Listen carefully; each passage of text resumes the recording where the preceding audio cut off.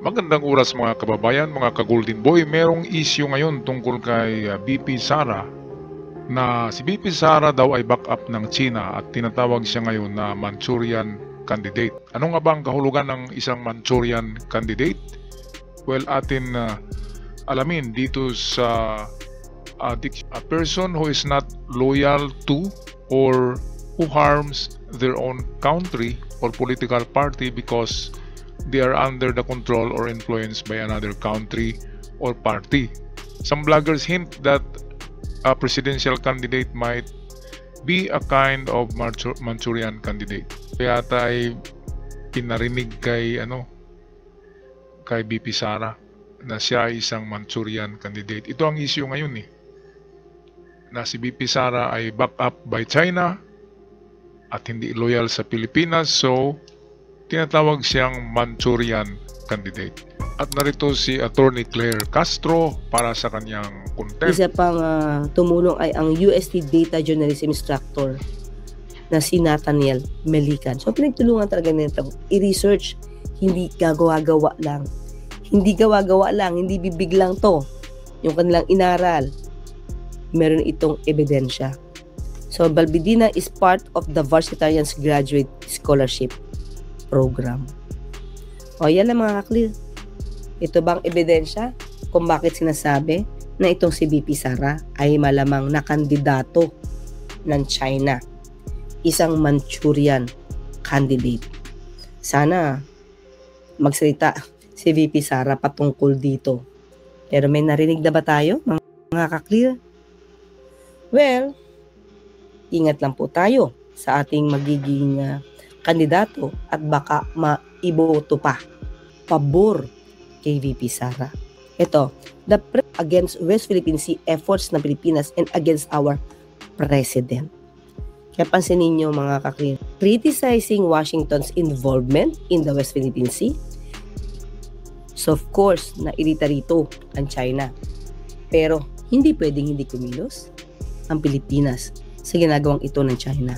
So yan ang reaksyon nila. Reaksyon ng China sa ating dalawang batas na pinirmahan ni PBBM. State actors seeking to influence democratic processes and values through manipulation. Ngayon kasi labanan, siraan. Pag-iiba-iba ng naratibo. Pagbibigay ng iba-ibang mga kwento laban sa Pangulo. Sana makita nila na ito ay parte para gibain ang Pangulo dahil nga pro-Philippine siya, pro-independent siya. Ito lang naman ang ating request. Sana makita ng mga kapwa natin Pilipino kung ano ba yung mali sa mga naratibo. Mali na kwento. Lalo-lalo na sa laban sa gobyerno, laban sa Pangulo, at laban sa ibang mga leaders natin na nag-iimbestiga tungkol sa mga iba't ibang anomalya. Lalo-lalo na sa anomalya sa pamumuno ni VP Sara, sa OVP at saka sa DepEd. At least ito, gumawa si Balbidina ng pag-aaral, sinuri. Itong ginagawa ng Chinese link accounts na ito laban sa Pangulo, laban sa gobyerno at pabor kay VP Sara. Ito, the Press1.ph report flagged multiple accounts showing suspicious activity, including employing artificially boosted followers from Spanish-speaking countries. Gumawa pa ng mga fake accounts. Diba? Tapos, ang mga followers daw ay from the Spanish-speaking countries which have no clear interest in the Philippines-China maritime dispute. Diba? Nakakataka nga. Followers nila from Spanish-speaking countries. Balbidina also found evidence of fraudulent account creation, as many of the suspended Chinese-linked accounts use stock or artificial intelligence-generated profile photos. Diba? AI lang, AI-generated profile photos, hindi totoo. Dami accounts. Yung profile pic na ginamit ng Twitter accounts ay galing sa mga advertisements. Naku, kawawa naman pala yung mga nasa ads, nagagamit pa yung mukha. Yung iba galing sa stock photos at ibang AI generated. Pinibabawal ng Twitter yung ganitong practice sa kanilang website. So we think this is one of the reasons why they banned these accounts. Only 24 out of 107 identified accounts have been permanently removed so far. Balbidina said several pro-China disinformation networks remain active by bypassing platform restrictions of X, which is owned by billionaire Elon Musk.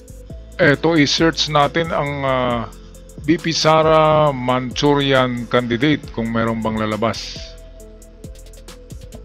Okay, so ito. Click na. Manchurian candidate part 2. Wala yatang BP Sara dito. Hanap tayo ng isa.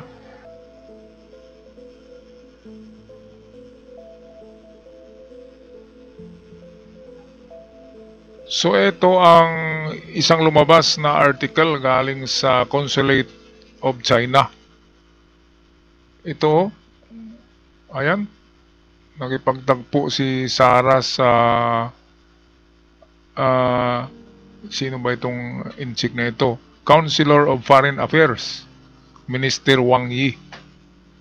Ayan, so talagang malapit si Sara sa mga inchik, lalo na ito, Counselor of Foreign Affairs, Wang Yi. Ayan, meron pang isang litrato dito.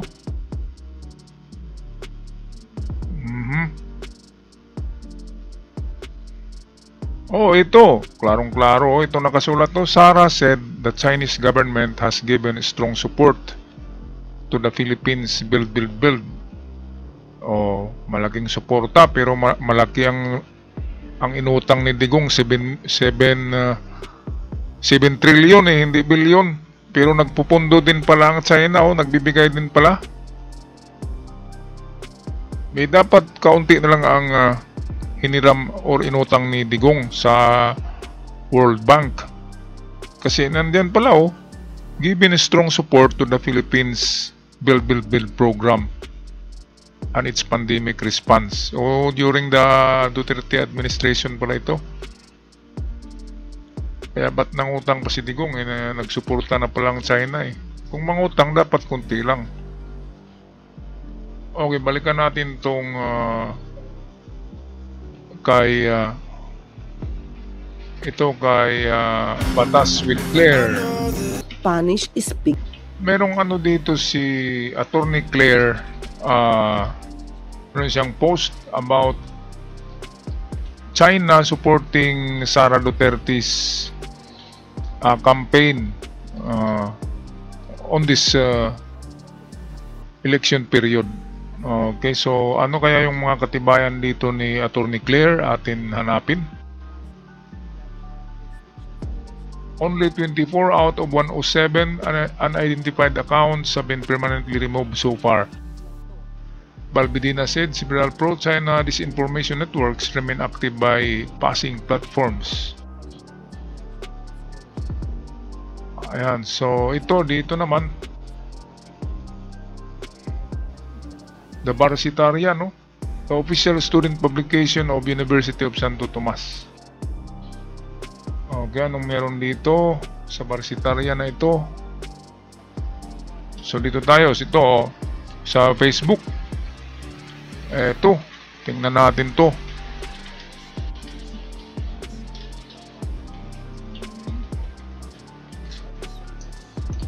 China, ito merong article dito. China is funding and backing up Sara. We need to be aware that they are not doing this for free. Tama. Kapag nanalo si Sara, magbayad naman yan sa China. At yung ibabayad nila ay mga islad yan sa WPS. The Dutertes and China are doing this in return of the expense of our country. Ayan. Grabe. Ito, ano kaya itong narito? Click na natin to. Ito, Niciforo Balbidina III, UST Masters in Journalism student and multimedia editor of Press 1 PH discovered 107 suspicious accounts systematically publishing content supporting Vice President Sara. Ayan. While attacking President Ferdinand Marcos Jr., the network is also pushing content against Manila's claim on the South China Sea. Ayan, so yung 107 na ex-account diyan sa Facebook, 107 ex-account palaging nag-publish ng article na pabor kay Sara at pabor sa China sa pagkuha sa WPS. Kaya ito nga, totoo nga na China is funding and backing up Sara. So we need to be aware that they are not doing this for free. So merong bargain, merong barter yan. So kung anong hingi ng China ay ibibigay nila Sara. Ano namang ibigay nila, di ba? Ang tanging gusto ng China ay ang WPS talaga. So ayan, full support ang China para kay BP Sara. Full support. At kung manalo ay mayroong kapalit. Kaya beware sa mga iboboto nyo ngayong eleksyon mga kababayan, huwag talaga yung maka-China kasi baka manalo ang mga pro-China. Ang ating WPS, ang Palawan, ang Zambales ay mapunta na yan sa China. Totoo yan. Kaya be aware. Alright, so yan lang ang ating reaction video ngayon sa araw na ito, courtesy by Attorney Claire Castro. Maraming salamat. Huwag kalimutan mag-subscribe sa ating channel mga kababayan. Hanggang sa muli, God bless the Philippines.